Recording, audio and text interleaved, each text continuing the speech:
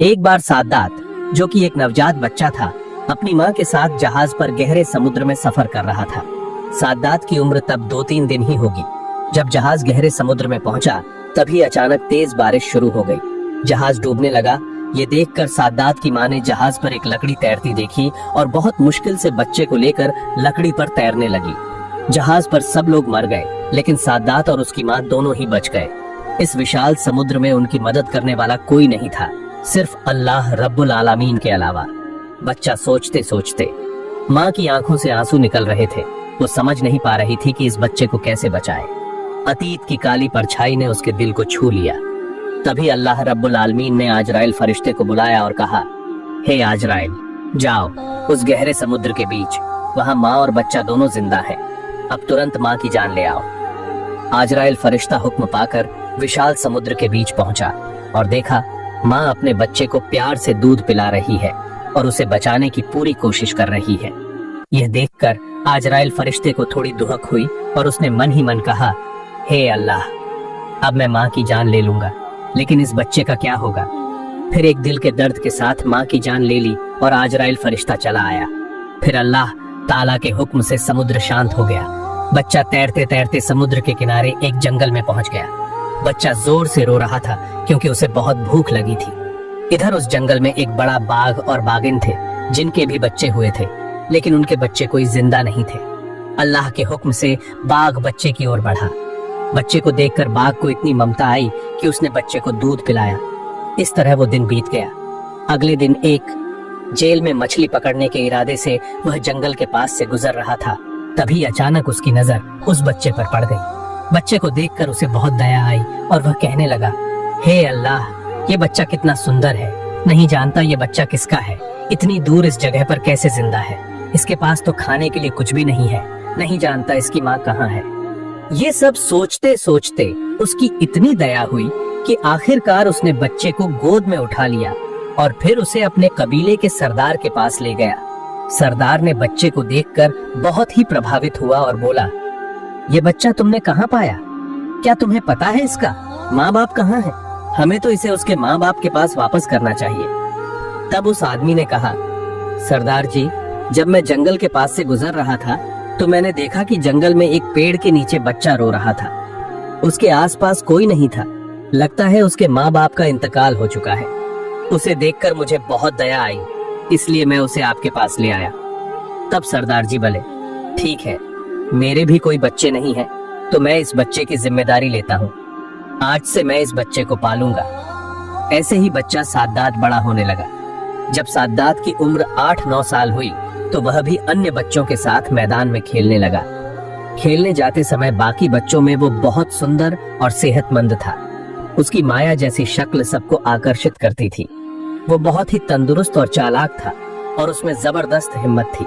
एक दिन वो मैदान में खेल रहा था, तभी अचानक उसने देखा कुछ सैनिक पास की सड़क से आगे बढ़ रहे हैं। ये देखकर सब लोग डर के मारे भाग गए, लेकिन बच्चा सादात वहीं खड़ा रहा। सैनिकों में से एक की एक आंख अंधी थी। उसे पता था कि अंधेपन का इलाज करने के लिए सुरमा एक बेहतरीन दवा है, इसलिए जब भी वो कहीं जाता सुरमा की तलाश करता। सड़क के किनारे जाते समय वो अंधा सेना एक सुंदर डिब्बा देखकर उसे उठाया। देखा ये तो सुरमा का डिब्बा है। इससे वो बहुत खुश हुआ। सैनिक ने डिब्बा खोला और सोचा कि वो अपनी आंखों में सुरमा लगाएगा। तभी उसमें से एक सैनिक बोला, आप आंखों में लगाने से पहले सुरमा चेक कर लो, इसमें तो कुछ हानिकारक हो सकता है। फिर उसने पूछा, कैसे चेक करूं? तब एक और सैनिक बोला, उधर देखो, वो बच्चा खड़ा है, उसे कहो कि चेक करे। फिर वो सैनिक बच्चे से बोला, तू यहाँ क्यों खड़ा है, इधर आ। बच्चा बिना किसी डर के आगे बढ़ा और बोला, मुझे क्यों बुलाया? मैं तो कुछ नहीं कर रहा था। सैनिक बोला, ये सुरमा तुम अपनी आंखों में लगाओ। बच्चा बिना डर के सुरमा आंखों में लगा लिया। जैसे ही सुरमा लगाया, उसकी अंतःचक्षु खुल गई और उसे दुनिया की सारी चीजें दिखने लगी। यहाँ तक कि जमीन के नीचे का सारा सोना, चांदी, हीरा, जौहर और बाकी कीमती खजाने भी दिखने लगे। बच्चा बहुत ही चतुर था। सिर्फ चतुर ही नहीं, बल्कि धोखेबाज भी। बच्चा सोचने लगा कि इनसे ये सब बातें नहीं कहनी चाहिए, मुझे कुछ और बोलना पड़ेगा। तभी सैनिक ने पूछा, क्या हुआ, तुम कुछ बोल क्यों नहीं रहे? तब बच्चे ने झूठा अभिनय करते हुए रोते रोते कहा, सुरमा लगाने के कारण मेरी आंखों में बहुत दर्द हो रहा है, मेरी आंखें जल रही हैं, अब मैं क्या करूं? तुम लोगों ने मेरी आंखों में क्या डाला? ये सुनकर एक सैनिक उस अंधे सैनिक से बोला, लगता है स्याही में कोई मिलावट है, ये असली स्याही नहीं है। फिर उन्होंने स्याही की डिब्बी फेंकी और जल्दी से वहां से चले गए। बच्चा जल्दी से स्याही की डिब्बी लेकर घर चला आया। घर पहुंचकर उसने अपने पिता से कहा, बाबा, मैंने एक ऐसी चीज पाई है जिससे हम बहुत जल्दी राजा बन जाएंगे। तब उसके पिता ने पूछा, क्या ऐसी चीज पाई है? बच्चा बोला, बाबा, मैंने एक ऐसी स्याही पाई है जिसे आंखों में लगाने से जमीन के नीचे सारा सोना चांदी निकल आएगा। जब मैं हीरे मोती और सब कुछ देखता था तब पापा ने कहा, खुशखबरी सुनाओ बेटे, तुम्हें कोई डर नहीं है, मेरे पास बहुत सारे लोग हैं और भी अनगिनत आधार और गधा है। तुम आंखों में सुरमा लगाकर चलो और जहां भी तुम्हें सोने चांदी का खजाना दिखे वहीं हमें बताना, हम वो उठा कर ले आएंगे। इस तरह 10 साल बाद बच्चा साद्दात जब एक परिपूर्ण जवान बन गया तो अचानक एक दिन सरदार की मौत हो गई। सरदार की मौत के कुछ दिन बाद किसी ने कहा, अब हमारा सरदार कौन होगा? दूसरे तरफ से किसी ने कहा, क्योंकि हमारे सरदार ने इसे पाल पोस कर बड़ा किया है, इसलिए इस जवान को सरदार बनाया जाए। फिर सबने सहमति दी। अनुमति से इस युवक को सरदार बना दिया गया। कुछ समय बाद युवक साद्दात काफी अहंकारी हो गया, क्योंकि उसके पास बहुत सारे धन संपत्ति थी। वह किसी की परवाह नहीं करता था, यहाँ तक कि देश के बादशाह की भी। इसी तरह कुछ सालों बाद उसने अपने प्रशिक्षित सैनिकों के जरिए देश के बादशाह को हरा दिया और फिर खुद ही बादशाह के सिंहासन पर बैठ गया, राज्य की शक्ति अपने हाथ में ले ली। एक समय का असहाय बादशाह अब देश का राष्ट्रपति बन गया। एक दिन बादशाह साद्दात ने अपने राज दरबार में वजीर, नाजिर और सभी कर्मचारियों को बुलाकर कहा, मेरे पास इतना धन है, सोना, चांदी, हीरे, घोड़े, हाथी और गधे भी हैं। कोई चीज की कमी नहीं है मेरे पास। जैसे मेरा सुंदर चेहरा है वैसे ही मेरे पास बहुत दौलत भी है। क्या मैं खुदा बनने के लायक नहीं हूँ? तब वहाँ मौजूद मंत्री और वजीर नाजिर सबने एक साथ कहा, बिल्कुल, जिसके पास इतना धन संपत्ति, महल, हाथी, घोड़े सब कुछ है, अगर तुम खुदा नहीं हो तो इस दुनिया में खुदा बनने के लायक और कौन है? इतना सुंदर, मणि, मोती, हीरा, इतने कर्मचारी, इतने लोग, सब कुछ तो है, तो तुम ही खुदा के लायक हो। तब बादशाह साद्दात का अहंकार और बढ़ गया। उसने कहा, कल से इस देश में कोई भी इंसान पत्थर और मूर्ति की पूजा न करे, सब लोग बादशाह साद्दात की पूजा करें। सच कहूं तो बादशाह साद्दात के बारे में बात करने की किसी में हिम्मत नहीं थी। बादशाह साद्दात के आदेश के मुताबिक अगले दिन से उसकी सेना देश के अलग अलग हिस्सों में निकल पड़ी। एक जगह जाकर उन्होंने ऐलान किया कि आज से इस देश में कोई मूर्ति पूजा नहीं करेगा, बल्कि बादशाह साद्दात की पूजा करेगा। अगर किसी ने इस हुक्म का उल्लंघन किया तो उसे मौत की सजा दी जाएगी। ये कहने के बाद उनकी सेना वहां से चली गई। इधर हजरत हूद अलैहिस्सलाम मूर्ति पूजा छोड़कर सभी को अल्लाह के रास्ते पर आने की दावत दे रहे हैं और अल्लाह के दीन का प्रचार कर रहे हैं। लेकिन बादशाह साद्दात की सेना से ऐसा कहानी सुनने के बाद हजरत हूद अलैहिस्सलाम बादशाह साद्दात के दरबार में आए। हजरत हूद अलैहिस्सलाम ने कहा, हे बादशाह साद्दात, तुम खुद को पूजा करने के लिए कह रहे हो, तुम खुदा होने का दावा कर रहे हो, तुम्हें इतना हिम्मत किसने दिया? अभी भी समय है, एक अल्लाह पर ईमान लाओ। हजरत हूद अलैहिस्सलाम की हिम्मत देखकर राज दरबार के सभी लोग हैरान थे, जहाँ की वजह से पूरे देश के लोग, मंत्री, नाजिर और यहाँ तक कि खुद उनकी बीवी भी बात नहीं कर सकती थी। वहीं एक दरवेश उन्हें सलाह दे रहा है। लोग समझ नहीं पा रहे थे कि ये शख्स कौन है। पास में खड़ा उनका मंत्री बोला, हुजूर, ये शख्स आपके ऊपर बात कर रहा है, उसकी हिम्मत तो कम नहीं है। ये सुनकर बादशाह साद्दात बहुत गुस्से में आ गया और ऊंची आवाज में दहाड़ते हुए बोला, मैं अपने खुदा को मानने जाऊंगा, किस लिए? मैं तो खुदा हूँ। तब हजरत हूद अलैहिस्सलाम ने कहा, अल्लाह पर मेहरबान है, वो आपको दुनिया में खुश रखेगा और मौत के बाद आपको जन्नत में रहने देगा। ये सुनकर बादशाह साद्दात बोला, क्या तुम्हारा अल्लाह मेरी तुलना में ज्यादा खुश है? हजरत हूद अलैहिस्सलाम ने कहा, बिल्कुल, महान अल्लाह ने अपने नेक बंदों के लिए जन्नत बनाई है जो दुनिया छोड़ने के बाद परलोक में है। जन्नत में अनगिनत सुंदरता और बेशुमार खुशियां हैं। वहाँ किसी चीज की कमी नहीं है। वहाँ हूरें होंगी और खाने की इतनी सारी चीजें होंगी जो दुनिया के सारे खाने के स्वाद से अलग होंगी। वहाँ दूध और शहद की नदियां भी होंगी। ये सुनकर बादशाह सादात हंस पड़ा और बोला, तुम्हारी अल्लाह की जन्नत की कहानी को छोड़ो, मैंने ऐसी कितनी ही अजीब कहानियां सुनी है। हजरत हूद अलैहिस्सलाम ने कहा, ये कोई झूठी कहानियां नहीं है, ये सच हैं। अल्लाह ताला की ऐसी खूबसूरत जन्नत क्या तुम्हें पसंद नहीं है? तब सादात घमंड से बोला, मैं तुम्हारे अल्लाह के सामने क्यों झुकूं? क्या मैं तुम्हारे अल्लाह जैसी जन्नत नहीं बना सकता? मेरे पास भी तो किसी चीज की कमी नहीं है। फिर हजरत हुद अलैहिस्सलाम ने कहा, बादशाह सादात, क्या तुम्हारा दिमाग खराब हो गया है? नहीं तो तुम ऐसे बेकार की बातें नहीं करते। अल्लाह जो कर सकता है वो इस दुनिया का कोई इंसान कभी नहीं कर सकता। सादात ने तब घमंड में आकर हंसते हुए कहा, बेवकूफ ऐसे ही बातें करते हैं, मैं तो यकीनन कर सकता हूँ। मेरे पास पैसे संपत्ति की कोई कमी नहीं है, मैं तुम्हारे अल्लाह की तरह एक जन्नत बनाकर दिखा दूंगा। सादात की बातें सुनकर हजरत हुद अलैहिस्सलाम बहुत गुस्सा हो गए और कहा, बेवकूफ बादशाह, इतनी हिम्मत और इतना घमंड, अल्लाह ताला इसे कभी बर्दाश्त नहीं करेगा। बादशाह तब बहुत गुस्से में आकर हजरत हुद अलैहिस्सलाम को वहां से निकाल दिया। कुछ समय बाद बादशाह सादात ने अपने सभी उजीर, नाजिर और कर्मचारियों को बुलाया और कहा कि मैंने दुनिया में जन्नत बनाने का इरादा किया है, तो तुम लोग सही जगह तलाश करो। हुक्म मिलते ही पूरे देश की सेना जगह की खोज में लग गई। बहुत तलाश करने के बाद एक जगह सबको पसंद आ गई। ये खबर देने के लिए वे सब जल्दी जल्दी राज दरबार में पहुंचे। सादात के मुख्य सलाहकार ने कहा, हुजूर, जन्नत बनाने के लिए सबसे सुंदर और सही जगह मिल गई है। बादशाह सादात ने पूछा, वह जगह कहाँ है? उस जगह का विवरण बताओ। तब मुख्य सलाहकार ने बताया कि जगह की लंबाई 8000 मील और चौड़ाई 5000 मील है। ये सुनकर बादशाह सादात बहुत खुश हुआ। तुरंत बादशाह ने ऐलान कर दिया कि इस देश में किसी के घर में सोना चांदी नहीं रखी जा सकेगी, सबको राज दरबार में जमा करना होगा। हुक्म के मुताबिक अगले दिन से सादात की सेना देश के हर कोने में हर घर की तलाशी लेने लगी। जिनके घर में सोना, चांदी या हीरे मिलते, सब कुछ वे ले जाते। इस तरह बादशाह सादात की सेना आम लोगों पर अत्याचार करने लगी। देश में धीरे धीरे अन्याय और अत्याचार बढ़ने लगा। सादात ने अपने मंत्री से पूछा, बहिश्त बनाने का काम कितना आगे बढ़ा? मंत्री ने कहा, हुजूर, दुनिया के अलग अलग कोनों से जितनी कीमती चीजें थीं, जैसे सोना, चांदी, हीरे, जौहरी, मोती और महंगे मार्बल इकट्ठा कर लिए गए हैं। इसी तरह दुनिया भर से लाखों कुशल कारीगर और मजदूर बहिश्त बनाने के लिए आना शुरू कर चुके हैं। बादशाह सादात ने उनसे कहा, तुम लोग बहिश्त में ऐसे ऐसे अनगिनत बालेखाने बनाओ कि एक ईंट सोने की हो और दूसरी चांदी की। याद रखना, जिस दिन तुम यह काम पूरा करके मुझे सूचित करोगे, उस दिन मैं अपनी हमेशा की ख्वाहिश बहिश्त में प्रवेश करूंगा। दिन रात मेहनत करके 300 साल से बहिश्त बना रहे हैं। कई इतिहासकारों के मुताबिक सादात का बाग बहुत ही अनोखा और खूबसूरत था। वहाँ हर तरफ कारीगरों की बेहतरीन कलाकारी नजर आती थी।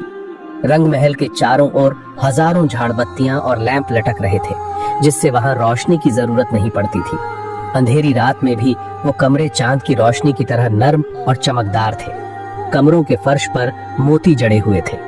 फर्श पर तरह तरह के खूबसूरत फूलदान रखे थे। कमरे के चारों ओर इत्र और गुलाब की खुशबू फैली हुई थी। महल के चारों तरफ एक बगीचा था, जिसमें सोने चांदी के पेड़ थे और उनके पत्ते और फल भी अनोखे थे।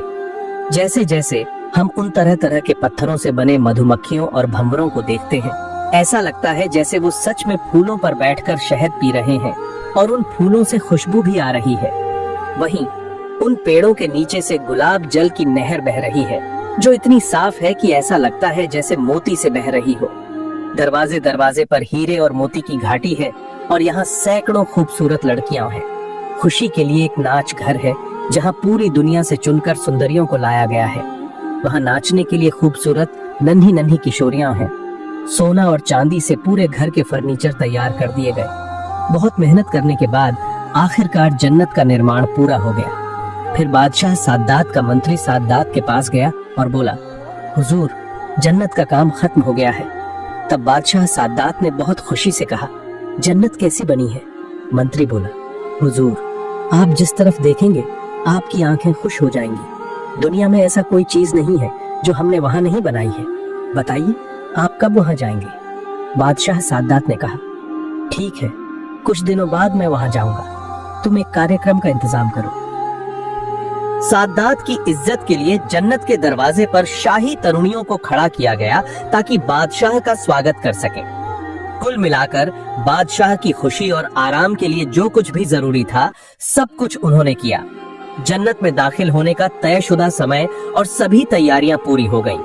बादशाह शाही कपड़ों में सजे धजे अपने मन और वजीर नाजिर सहित सभी लोगों के साथ जन्नत में दाखिल होने के लिए आगे बढ़े।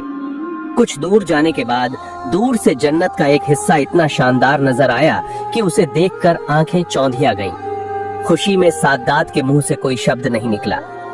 मन में सोचा, यही तो है मेरी जन्नत, वहां मैं खुदा बनकर बैठूंगा। ऐसे ही वो लगभग जन्नत के पास पहुंच गए। बादशाह सद्दाद जब जन्नत के दरवाजे के पास खड़े हुए, ठीक उसी समय अल्लाह रब्बुल आलमीन ने हजरत आजराइल फरिश्ते को बुलाया और कहा, हे आजराइल, जाओ और बादशाह सद्दाद की जान अभी ले आओ।